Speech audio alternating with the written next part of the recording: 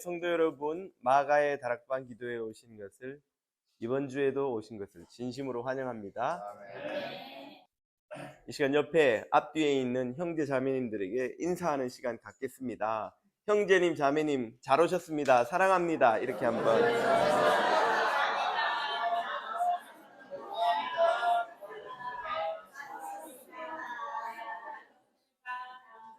잘 오셨습니다. 이 시간 같이 기도하겠습니다. 2000년 전 마가의 다락방에 임하셨던 성령님, 오늘 이곳에도 임하셔서 우리 모두의 심령에 기름 부어 주시옵소서. 성령의 세례로 우리의 속사람이 새로워져 예수 그리스도를 닮게 하옵소서. 우리의 생각하는 것, 말하는 것, 행하는 모든 것이 주님을 쫓아가게 하여 주옵소서. 하나님의 형상을 회복케 하여 주옵소서. 오늘 성령으로 찬양하고 성령으로 말씀을 들으며 성령으로 기도할 때에 우리 모두가 성령의 사람이 되어서 2000년 전 마가의 다락방에 있었던 그 성령의 부흥을 경험케 하여 주옵소서. 항상 기뻐하라, 쉬지 말고 기도하라, 범사에 감사하라. 이는 그리스도 예수 안에서 너희를 향하신 하나님의 뜻이라 하신 주님의 말씀처럼 우리 안에 기쁨이 사라지지 않게 하시고 기도가 멈추지 않게 하시고 감사가 끊이지 않게 하옵소서. 성령과 기쁨이 충만한 사람이 되게 하여 주옵소서. 주님을 찬양하오며 예수 그리스도 이름으로 기도드립니다. 아멘. 아멘. 할렐루야. 예, 다시 한번 우리 앞뒤 좌우에 있는 형제 자매님들에게 또 뵈니까 더 반갑고 행복합니다. 이렇게 한번 인사해 주세요.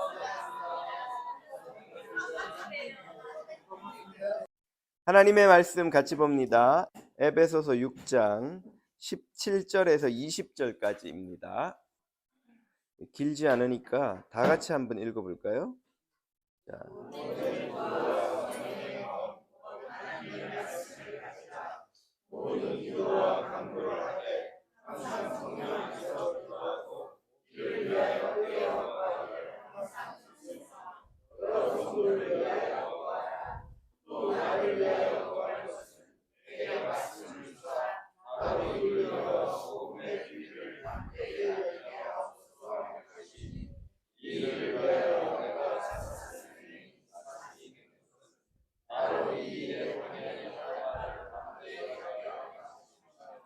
아멘. 네, 에베소서 6장 후반부 한 대목을 같이 읽었습니다. 지난 시간에 이어서 영적 전쟁을 치르는 하나님 나라의 군사들이 갖추어야 할 영적 장비에 대해 설명하는 대목입니다. 지난주 본문은 방어 장비를 설명했다면 오늘 본문은 공격 장비를 설명합니다.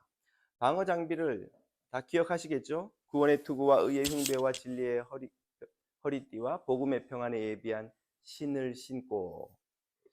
이게 머리부터 외면 생각보다 쉽게 외울 수가 있습니다. 성경 순서대로 하면 좀 왔다 갔다 하는데, 예, 어서 들어오세요. 네, 잘하셨습니다. 머리 위에서부터 구원의 투구, 의의 흉배, 진리의 허리띠, 평안의 복음에 예비한 신, 이렇게 방어 장비 4개를 지난주에 살펴봤다면 오늘은 공격 장비 하나 더 있네요. 믿음의 방패. 예, 믿음의 방패를 빠뜨렸어요. 5개. 구원의 투구, 의의 흉배, 진리의 허리띠, 평안에 예비한 신, 믿음의 방패. 예, 하나님의 전신 갑주 중에서 방어 장비 5개를 봤다면 오늘은 공격 장비 2개를 봅니다. 그 2개는 무엇인가? 공격 장비 그러면 흔히 떠오르기는 상대를 윽박지르고 공격하고 괴롭히고 저주하고 미워하고 이렇게 하는 것이 아닐까 생각하지만 그것은 세상에서 쓰는 방식이고, 그렇게 하는 것은 오히려 마귀에게 지는 것입니다. 그것이야말로 마귀가 가장 바라는 계략의 함정에 빠지는 거예요. 마귀는 그렇게 세상을 저주하고 세상도 자기가 한 것처럼 서로를 저주하기를 바라고 계획한 것이죠. 우리가 그 바람대로 해주는 것이야말로 마귀에게 가장 지는 것입니다. 그러면 사도 바울은 어떻게 하는 것이 참으로 마귀의 계략을 물리치는 길인가? 공격 장비는 어떤 게 필요한가? 두 가지를 가르쳐 주는데 그 첫 번째는 17절 후반부에 이렇게 나오죠. 17절 다 같이 읽어보죠. 시작.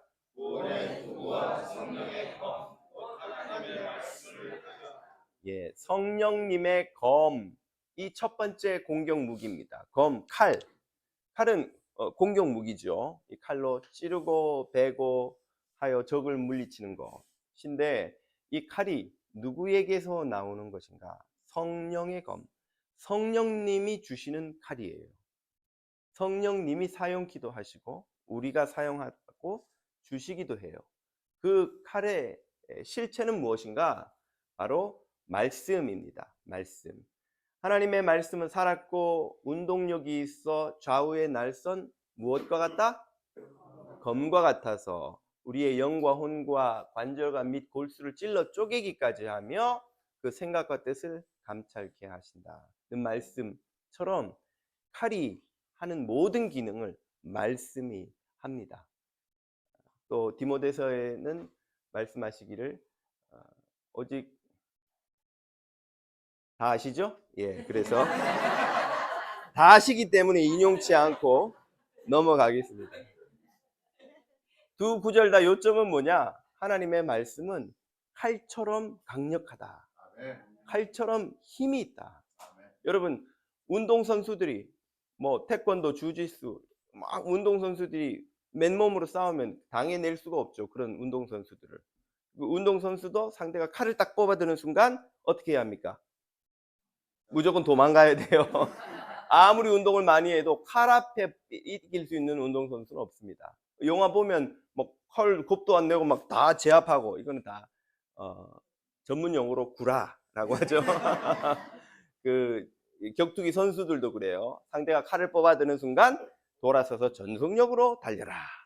예, 칼을 이길 수는 없어요. 아무리 약한 사람도 칼로 무장하면 엄청난 힘이 생기는 거예요. 이처럼 하나님의 말씀은 우리를 아무리 약한 우리라도 그 말씀으로 무장하면 강력한 힘을 가지게 됩니다. 그 예를 누가 보여주셨나요?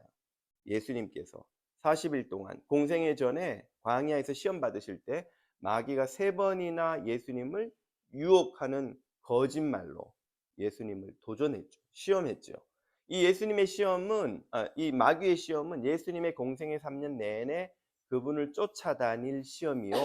마지막 겟세마네 동산에서까지도 그분을 유혹했던 시험이에요. 예수님은 3년 내내 그 시험을 어떻게 이기셨는가?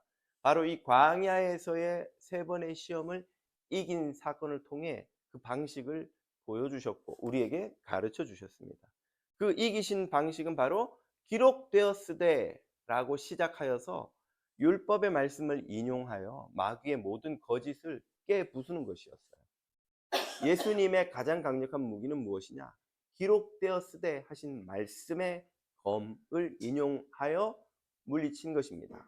우리도 말씀의 검이 우리 안에 아주 강력한 검이 아주 날카롭게 잘 연단된 단련된 검이 우리에게 있다면 어떤 시험과 유혹이 와도 그것을 물리칠 수 있습니다. 또 흔히 우리가 하는 말이 우리는 약해서 잘 못해요 라는, 저는 부족해서, 저는 약해서, 저는 힘이 없어서 라는 말을 많이 합니다만 그것은 겸손이 아니고 비겁이요 불신앙입니다. 하나님은 약한 줄, 우리가 약한 줄 아세요. 약한 사람이 자꾸 자기가 약하다 약하다 하는 것은 겸손하게 보이지 않아요. 그건 불쌍하게 보일 뿐, 또 때로는 비굴하게 보일 뿐이에요. 하나님은 우리가 약한 걸 다 알고 계세요.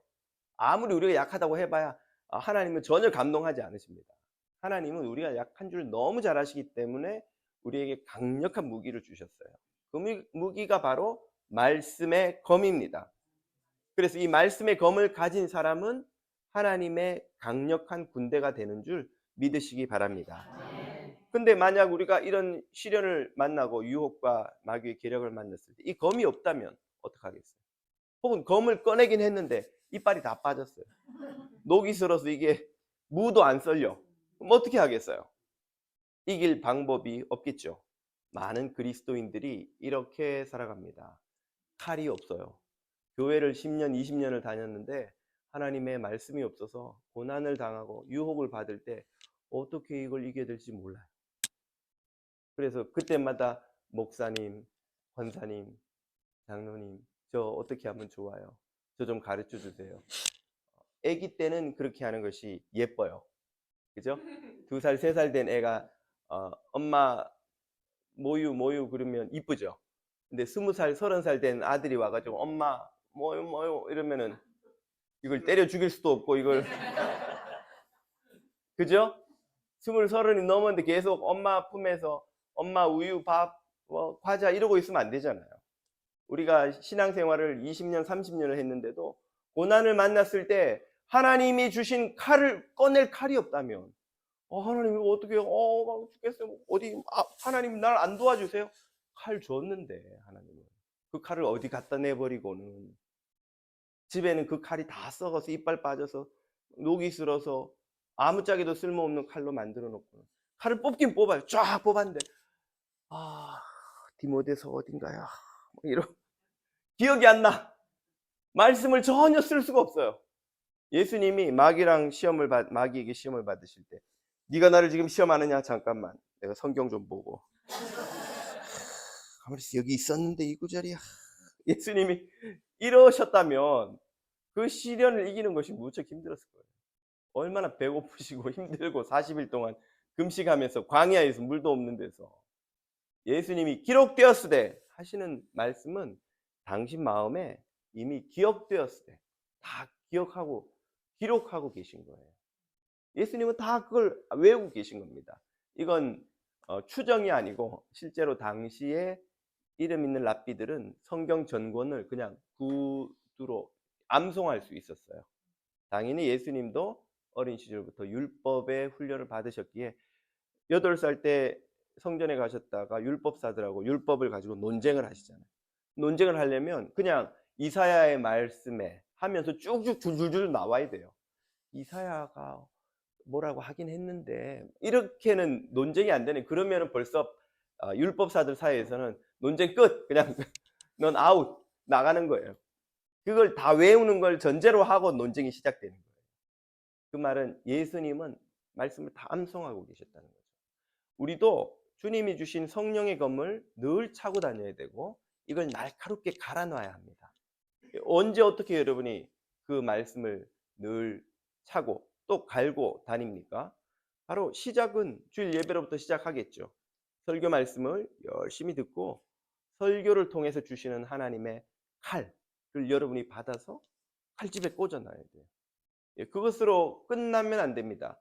그 말씀을 더욱더 주야로 묵상하는 공부하는 사람이 되어야 칼이 갈리는 거예요. 날카롭게. 그래서 성경 공부를 여러분이 하셔야 돼요. 앞으로 컵으로부터 1대1 또 우리 교회에서 하는 양육 과정에 여기 계시는 여러분들은 모두 한 분도 남김없이 참여하셔서 칼을 날카롭게 가시기를 바랍니다.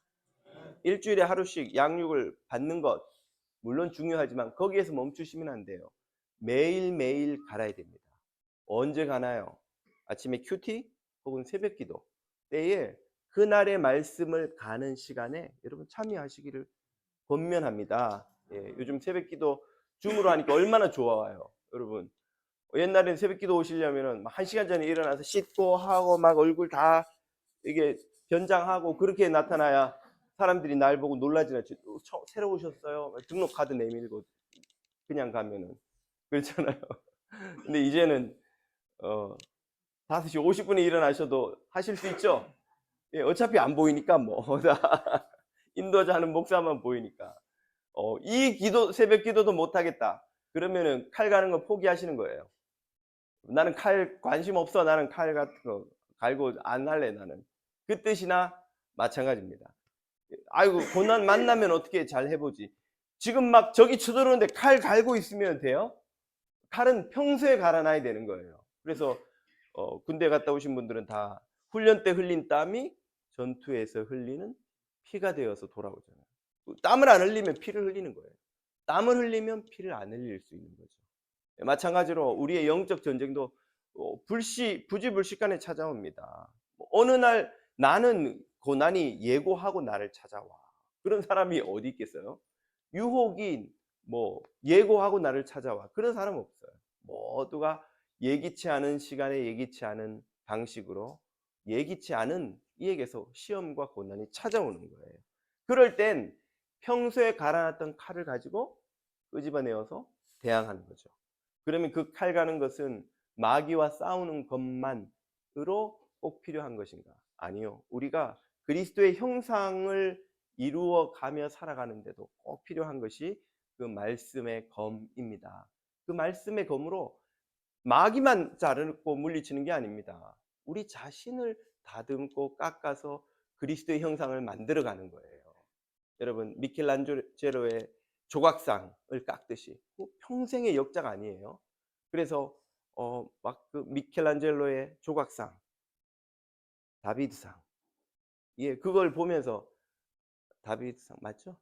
예, 다비드상을 보면서 수많은 사람들이 와 어떻게 이렇게 살아 움직이는 듯한 아름다운 돌을 가지고 조각상을 만들 수 있는가 감탄하듯이 하늘의 천군 천사들이 우리의 속사람을 보고 어떻게 그리스도의 형상을 저렇게 아름답게 만들어낼 수 있는가 하고 놀라는 그런 역작이 여러분의 심령에 다 새겨지시기를 축복합니다. 그거야말로 우리 삶의 진짜 아름다움이요, 가치요, 풍요로움이요, 부요함입니다. 뭐 돈을 아무리 많이 쌓아놔 본들 결국 다 뭐 싸가지도 못하지. 자식들 서로 원수되지. 돈 많으면 여러분 자식들 사이가 좋기가 되게 어려워요. 돈 없으면 자식들이 되게 사이가 좋습니다. 예, 저랑 여동생 굉장히 잘 지내요. 아무 섭섭한 것도 없고 앙금도 없고 뭐 어차피 우리 용돈으로 부모님 봉양하는 거니까 뭐 부모님 돌아가신다고 서로 뭐 남는 걸 어떻게 할까 고민할 필요가 없어요. 근데 우리 부모님이 만에 하나 뭐 중소기업이라도 하나 남겨놓고 가신다. 그러면 내가 미국에서 부모님 못 모셨는데 부모님 모신 여동생한테 저게 몇 퍼센트나 갈까? 고민 되겠어요? 안 되겠어요? 그때부터는 동생을 만나도 편안하게 못 봐요. 어릴 때 제가 동생 얼마나 이뻐했는지 몰라요. 그런 마음으로 못 봐요.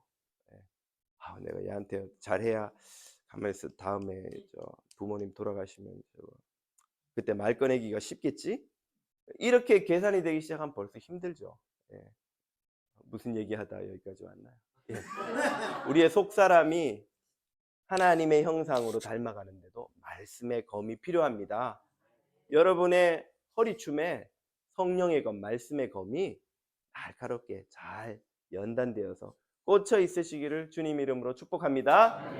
두 번째 하나님이 주시는 말씀은 바로 기도의 화살입니다. 18절 다 같이 읽습니다. 시작.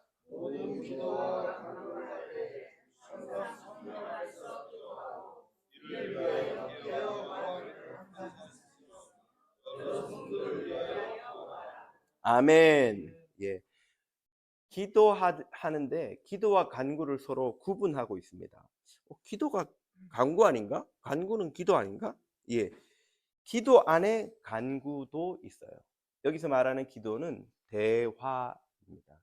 대화 중에 요청하는 것은 간구이지요. 그러므로 우리는 기도를 드리면서 간구도 하는 거예요. 많은 사람들은 기도를 간구와 이퀄 같은 걸로 보고 구하는 것만이 기도인 줄 알아요. 그래서 기도 시작하면 하나님 자 졸지 말고 잘 들으세요. 저의 첫 번째 간구 1번, 2번, 3번, 4번, 4번, 6번, 7번 36번 오늘 리스트는 다 됐으니까 하나도 잊지 말고 다 이루어 놓으세요 하고 기도를 마치고 가요. 이게 기도인 줄 알아요. 이거 기도가 아니죠. 기도는 말씀드렸듯이 대화입니다. 여러분 부부가 대화하는데 여보 내가 오늘 출근하고 돌아올 테니까 그때까지 청소해놓고 밥 해놓고 걔 밥 주고 뭐 주고 뭐 주고 뭐 주고 뭐 주고 뭐 주고 다 적었어? 네, 갔다 올게. 그리고 나가요. 그런 남편이랑 살고 싶은 여자가 세상에 있겠어요? 뭘 나를 식모로 아는 거예요 지금? 막 공감되는 분도 계세요 혹시 자매인데 오늘 집에 가서 보자 뭐 그러실지도 모르겠는데 그거는 부부 생활이 아니죠. 부부의 생활은 서로의 교감이고 대화예요. 지난밤에 어땠어? 이건 마음에 들어 안 들어? 이건 싫어? 이건 좋아? 우리 이거 할까? 이건 하지 말까? 그 모든 대화 중에 요청도 있는 거예요. 여보 밥 줘. 여보 나 갔다 오면서 마트에 들러서 뭐 좀 사와. 어? 그거 또 비싼 거 사오면 안 되고 그거 내가 식어준 그 브랜드 사와. 그러면 알았어. 그럼 대화 중에 요청도 있는 거죠. 모든 기도와 간구로 하되 이 말은 주님과 교제하는 삶을 살라는 거예요. 그러므로 우리의 기도가 간구로 가득 채워지면 주님과의 깊은 교제가 어렵습니다.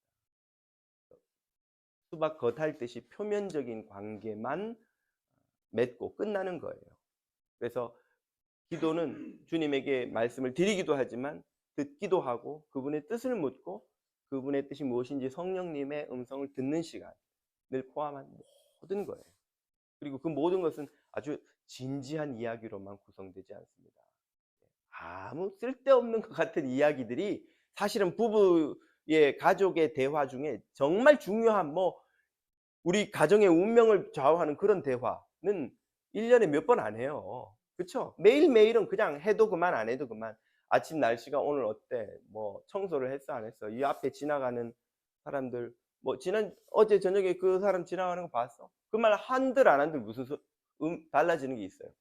그런 일상이 오고 가는 게 가족이듯이 기도도 마찬가지입니다. 주님과 우리의 모든 것을 그냥 공유하는 거예요. 주님 오늘은 마음이 좋습니다. 오늘 마음이 무척 힘들어요. 정말 섭섭합니다. 정말 어떻게 이럴 수가 있어요. 아 주님 오늘은 왠지 날씨가 너무 좋네요. 이런 주님과의 소소한 삶의 모든 문제를 나누는 것이 기도고 그런 기도 가운데 간구도 있습니다. 그리고 이것을 어디에서 하라고요? 성령 안에서 하라고 권하죠. 이 말은 성령님의 인도를 따라서 하라는 말입니다. 우리 아이들한테 공부할 때 가서 수학 선생님한테 물어보고 이 문제 풀어. 한번 풀어봐봐. 이렇게 말하는 건 네 마음대로 하지 말고 수학 선생님이 가르쳐주는 공식을 참고하라는 뜻 아니에요. 수학 선생님 말을 잘 듣고 풀어보라는 이야기 아니에요. 성령 안에서 기도하라는 말은 성령님이 뭘 하시는지 들으면서 기도를 하라는 거예요. 네 정욕으로 구하라고 그렇게 기도하지 말고 성령님이 이 문제에 대해서 뭐라고 말하는지 들어보라고. 그런 음성입니다. 예전에 제가 한국에서 부교육자로 목회하는데 같이 부교육자 생활을 한 목사님이 회의 때 와가지고 막 답답하다고 그러는 거예요. 왜 그러냐고 그랬더니 교구의 한 자매님이 찾아와서 기도 부탁을 하더래요. 자기를 위해서 기도해 달라고. 그래서 무슨 기도인가 잘 들어보니까 이분이 돈놀이를 하시는 분인데 이제 돈을 빌려주고 못 받으셨다는 거예요. 빨리 좀 받게 해달라고 기도하시는 거예요. 그래서 들어보니까 이거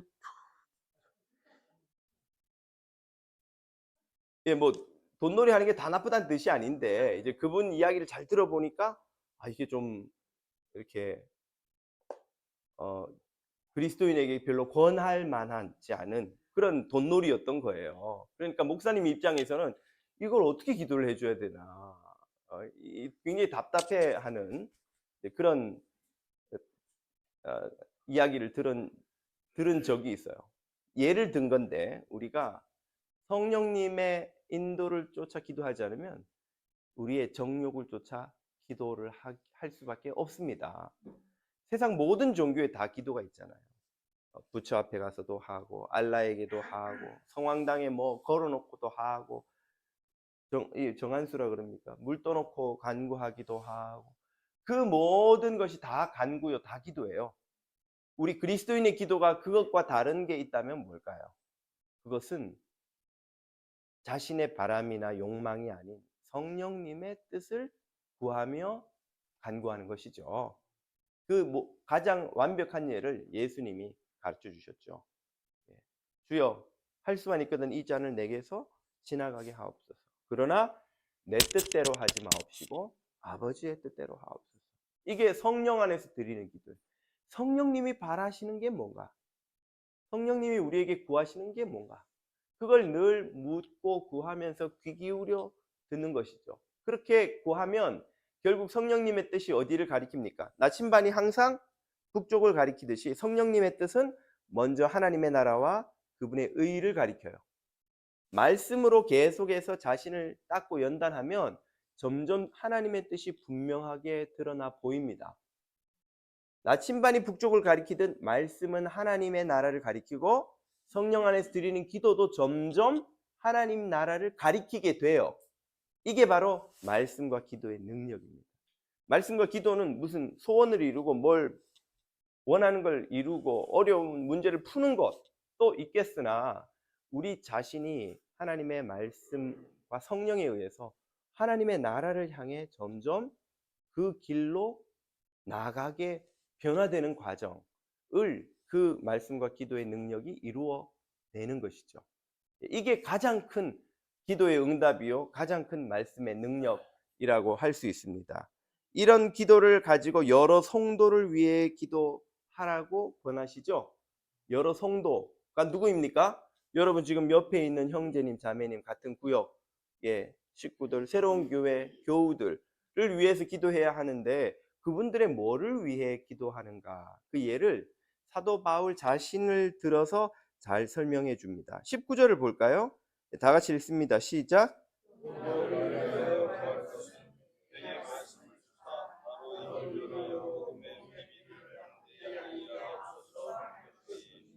아멘. 지금 사도 바울 자신을 위해 기도하라는 요청을 통해서 여러 성도를 위해 기도하는 것이 어떤 건지를 예를 들어 보여주는 거죠. 자신은 어떤 처지에 놓여 있습니까? 20절을 보면 지금 어디에 있어요? 감옥에 갇혀 있어요. 그럼 우리 같으면 제일 먼저 나오는 기도가 뭡니까? 빨리 나가게 해주세요. 고생 안 하고 빨리 나가게 해주시고 아프지 않고 억울한 거 빨리 풀게 해주세요. 이게 첫 번째 기도겠죠. 근데 사도 바울은 첫 번째 기도가 그게 아니에요. 뭡니까? 자신이 거기 왜 갇혔는지를 발견하게 해달라는 거죠. 그게 뭘까요? 입을 열어 담대히 이 갇힌 일을 통해서조차도 복음을 전하는 일을 두려워하지 않고 할 수 있게 해주세요.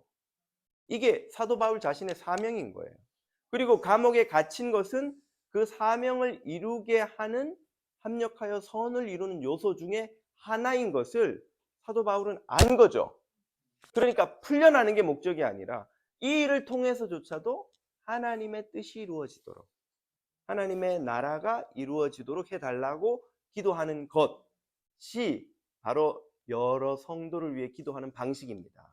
그러면 우리가 옆에 있는 형제 자매들이 당하는 고난, 대개 우리 기도 제목은 고난을 당한 형제 자매들을 위해서 집중되기 마련이잖아요. 그럼 우리의 기도는 대부분 빨리 그 병이 낫게 해주세요. 빨리 그 상황에서 벗어나게 해주세요. 빨리 경제적인 혹은 뭐 신분의 문제, 또 혹은 이런저런 문제를 해결해 주세요. 로 우리의 기도는 대부분 끝나버려요. 이것은 이 성경이 가르치는 기도의 2% 부족한 거예요. 우리는 그 고난을 통해서 그 형제 자매, 그와 그 가정과 그들이 하나님의 뜻을 알고 그 뜻을 이루고 하나님께 더 나아가게 해달라고 하는 기도를 드려야 되는 거예요. 그러면서 그 고난마저 합력하여 선을 이루어 그 목적을 이루고 그 사명을 이루고 그리고도 그 고난에서 벗어나게 해달라고 기도하는 것이죠. 예, 고난에서 벗어나게 해달라는 기도가 잘못된 건 아닙니다. 전혀. 아픈 아이가 우는 것이 무슨 잘못이겠어요. 너희 필요를 구하라. 주께서 너희의 필요를 아심이니라. 우리는 당연히 형제 자매들의 고난을 위해 기도해야 되고, 베드로가 옥에 갇혔을 때 초대교회 성도들이 기도하여서 그가 풀려나는 장면이 사도행전에 나오잖아요. 그처럼 기도를 해야 하는데 그 기도는 단지 어려움을 해결하는 데서 멈추지 말고 그것마저 하나님이 합력하여 선을 이루어 당신의 뜻을 이루어 가게 해달라고 하는 기도로까지 나가야 하는 거죠. 그 사람, 그 형제 자매가 그 고난을 통해서 주님을 더 사랑하고 주님께 더 쓰임받고 주님의 나라를 위해서 그 고난마저 활용해서 주님을 위해 살게 해달라고 기도하는 게 마땅한 것이죠. 그러므로 성도는 고난을 통해서 하나님께 더 가까이 나아가는 것이 당연한 일이요, 복이요, 그것이야말로 고난의 진짜 목적인 것입니다. 예전에 제가 어느 신문에서 읽었던 기사가 독일의 어느 인문학 연구소에서 어려움, 고난을 겪는 고난과 지혜의 상관관계를 이렇게 비교한, 연구한 자료를 실었더라고요, 기사에. 제가 쭉 읽어보니까 성경 나한테 100불만 주면 성경에서 다 답을 가르쳐 줄 텐데 이걸 이 많은 돈을 들여서 왜 인문학 연구소에서 이걸 하나 좀 답답하긴 했는데 그렇게 아무튼 연구를 많이 해가지고 세 가지 결론을 내렸어요. 첫 번째, 나이와 지혜는 비례하는 것이 아니다.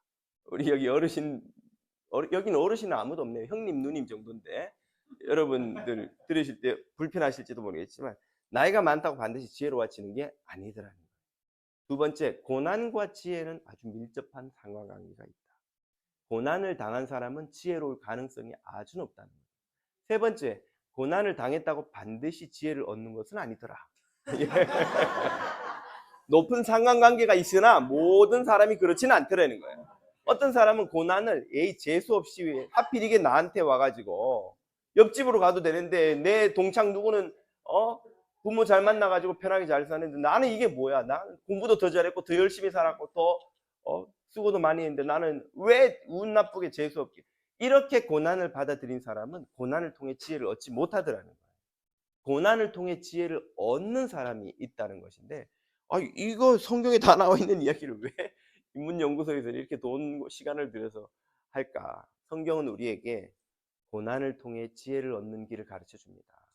고난이 운이 나쁘거나 다른 어떤 이유가 아니라 고난을 통해 하나님께서 나에게 이루시고자 하는 하나님의 나라와 뜻이 있다는 것을 깨달으면 그 고난을 통해 우리는 지혜를 얻는 거예요. 하나님을 알고 인생을 알고 사람을 알고 또 형제 자매들을 아는 것이죠. 헨리 나우헨의 상처 입은 치유자라는 책의 결론이 그것이잖아요. 진정한 치유자는 그 자신이 상처를 입은 사람이라는 거예요. 상처를 입어보지 않으면 상처 입은 사람을 죽었다 깨도 이해할 수가 없어요. 네? 여러분이 실패를 안 해보면 실패한 사람들이 아이고 좀 더 노력해보지 이 생각이 안 없어져요. 나는 되던데 나는 열심히 하니까 사람들이 날 인정하고 막 승진도 하고 나는 부자 되고 날 잘했는데 왜 좀 열심히 안 할까? 이런 생각이 마음에서 사라지지를 않아요. 왜? 그 사람을 처지에 놓여본 적이 없기 때문에. 최선을 다해도 길이 막히는 경험. 정말 의롭게 살아도 모함당하는 경험. 정말 최선을 다해 키운 아이가 어려움을 겪을 때 사람들이 저 부모가 뭘 어떻게 했길래 애가 저런 일을 겪나? 이런 시선 때문에 상처받는 경험 이런 걸 해보지 않으면 그런 일을 당하는 사람이 다 자기가 못나서 자기가 열심히 안 해서 그렇게 된 걸로 생각이 되지 이해가 안 돼요. 상처 입은 치유자. 그 책이 바로 그 결론을 가르쳐 줍니다. 상처를 입어본 사람만이 정말 아픈 사람을 이해하고 치유하는 능력을 얻는다는 거예요. 우리가 고난을 당하는 이유는 바로 여기에 있습니다. 하나님은 이 세상에 고난받고 상처받는 수많은 사람을 치유하는 치유자를 세우기를 원하세요. 누구로? 우리들로. 그러려면 우리가 뭘 알아야 합니까? 상처를 알아야 해요. 고난을 알아야 해요. 억울하게 십자가에 달리신 주님의 마음을 우리도 알아야 해요. 억울하게 모함당하고 돌팔매질 당하고 손가락질 당하고 벌거벗기워 달리신 수치를 당하신 주님의 그 수치를 경험해 봐야 해요. 그게 우리가 고난당하는 이유요. 상처당하는 이유요. 모함당하는 이유입니다. 그래서 하나님은 우리를 상처를 입어서 상처 입은 수많은 세상의 영혼들을 치유할 수 있는 치유자로 세우기를 원하시는 거죠. 바로 이 치유하는 가장 강력한 무기가 뭘까요? 기도입니다. 기도. 형제와 자매를 위해 기도하라 그러잖아요. 형제와 자매를 위해서 우리가 정말 위하는 것은 기도에서 시작되는 거예요. 나는 불쌍한 사람들을 보면 마음은 움직이는데 몸이 안 움직여요. 기도를 시작하면 성령님이 먼저 움직이십니다. 그리고 우리도 모르게 가보면 어느 날 갑자기 성령님을 뒤쫓아 우리도 그 형제, 자매, 이웃을 위해 섬기는 이로 서 있는 자신을 발견하게 되는 거예요. 첫 걸음이 뭐라고요? 기도입니다. 기도는 주님이 당신의 마음을 우리에게 주시는 시간이에요. 주님의 그 애달른 마음, 잃어버린 영혼을 위한 마음, 이 땅에 상처받고 시들어가고 죽어가고 병들어가는 영혼들을 보시는 주님의 애달픈 마음이 우리는 백날 들어도 이게 잘 공감이 안 돼요. 근데 주님은 우리를 상처와 고난을 내 골짜기를 통과하게 하시면서 기도를 통해서 당신의 마음을 부어주셔서 우리가 그 형제 자매들을 알게 하시고 이해하게 하시고, 그래서 그들을 위해 기도하라는 거예요. 모든 기도와 간구로 성령 안에서 형제 자매를 위해 무시로 깨어 기도하라. 기도하면 내가 왜 이 땅을 창조하면서 보시기에 심히 아름다웠노라 하였는지, 내가 왜 하나밖에 없는 독생자 내 아들 예수를 이 땅에 보내어 의인들도 아닌 죄인들을 위해 죽게 하였는지, 기도하면 왜 이 땅에 죽어가고 굶주려가고 고통당하고 있는 저 전쟁통에 희생당하는 영혼들을 보는 내 마음이 찢어지는지, 그들을 위해 이 땅에 성령으로 교회를 세웠는지 기도하면 깨닫게 된다 하는 약속인 거예요. 사랑하는 교우 여러분, 우리가 성령 안에서 깨어 무시로 기도할 때에 주님의 마음이 우리의 마음 되기를 축복합니다. 아멘. 주님의 마음이 여러분 한 사람 한 사람의 마음에 부어지기를 축복합니다. 아멘. 이것이 성령님이 역사하시는 방법이에요. 오늘 주신 말씀 붙들고 기도합니다. 주님의 마음을 나에게 주옵소서. 내 마음이 주님 마음 같게 하여 주옵소서. 세상의 헛된 정욕과 허영과 미련과 욕심과 미움과 분노를 모두 내려놓고 주님의 사랑의 마음, 주님의 진리의 마음, 주님의 긍휼의 마음으로 우리를 가득 채워 주옵소서. 진리를 알지니 진리가 너희를 자유케 하리라 하신 주님의 진리를 알고 주님의 뜻을 알고 우리에게 닥친 시련과 고난과 어려움마저도 주님의 뜻을 이루는 주님의 도구인 것을 깨닫게 해 주옵소서. 기도드리겠습니다. 하나님이 주신 말씀의 칼날을 날마다 가는 주의 종이 되게 해달라고 기도드리겠습니다. 기도의 화살을 우리의 전통에 가득히 채우고 쉬지 않고 마귀를 향하여서 중보와 간구와 믿음의 기도의 화살을 쏘는 주의 종들이 되게 해달라고 기도드리겠습니다. 상처 입은 치유자가 되어서 이 땅에 상처받은 많은 영혼들 치유하며 섬기며 사랑하며 세워가는 새로운 교회 되게 해달라고 기도드리겠습니다. 이런 제목으로 다 같이 하나님 앞으로 나아갑니다. 생명의 주님, 오늘 주신 말씀 붙들고 기도드리며 나아갑니다. 주님, 간구하오니 우리가 참으로 주님의 마음을 품게 하여 주옵소서. 성령을 우리 모두에게 기름 부어 주시어서 성령으로 기도하고 성령의 검으로 무장하는 우리가 되게 하옵소서. 주님, 상처 입은 치유자가 되어서 우리의 마음이 주님을 닮게 하실 뿐 아니라 우리의 마음이 형제자매를 사랑하고 섬기는 마음 되게 하여 주옵소서. 고통당하는 이들, 시험당하는 이들, 고난당하는 이들 치유하며 살리며 구원하는 성도들 되게 하시고 새로운 교회 되게 하여 주옵소서. 어디로 가든지 어느 곳에 있든지 주님의 뜻을 이루는 주의 종이 되기를 간구합니다. 주님, 유혹과 시련과 고난과 모든 시험이 오히려 하나님의 뜻을 이루는 것임을 깨닫게 하여 주옵소서. 합력하여 선을 이루시는 주님께서 우리가 사명을 이루게 하여 주옵소서. 사명을 이루는 김도환 목사가 되게 하옵소서. 사명을 이루는 형제자매가 되게 하옵소서. 사명을 이루는 모든 성도들 되게 하옵소서. 사명을 이루는 새로운 교회 되게 하여 주옵소서. 어느 곳에 어떤 모습으로 있든지 주님께서 기뻐하시는 교회, 주님의 뜻을 이루는 교회 되게 하여 주옵소서. 성령님 기름 부어주시기를 간구합니다. 성령님 채워주시기를 간구합니다. 우리 모두의 마음이 하나 되게 하옵소서. 예수님처럼 나의 뜻대로 마옵시고 하나님의 뜻대로 되게 하여 주옵소서. 나의 소원대로 마옵시고 하나님의 뜻을 이루게 하여 주옵소서. 이 기도가 쉬지 않고 우리의 입술에서 나오게 하옵소서. 형제 자매를 위해 간구하되 사명을 이루는 자들 되도록 기도하게 하옵소서. 형제 자매를 위해 섬기되 하나님의 뜻을 이루는 자들 되도록 주님 기도하게 하여 주옵소서. 주님, 말씀의 검 기도의 화살을 쉬지 않고 갈고 닦아 저장하여 마귀를 향해 쏘며 마귀를 향해 칼을 휘두르며 나아가 사랑과 믿음과 진리의 능력으로 싸워 이기며 세상을 구원하며 형제자매들을 치유하고 구원하는 주의 종이 되게 하옵소서. 쉬지 않고 기도하게 하옵소서. 쉬지 않고 섬기게 하옵소서. 쉬지 않고 중보하게 하옵소서. 주님의 역사가, 성령의 역사가 나타나는 새로운 교회 되게 하여 주옵소서. 오 성령님 기름 부어 주시기를 간구합니다. 오 성령님 채워 주시기를 간구합니다. 주의 자녀들 위해 임하여 주시옵소서. 오 주님 채워 주시옵소서.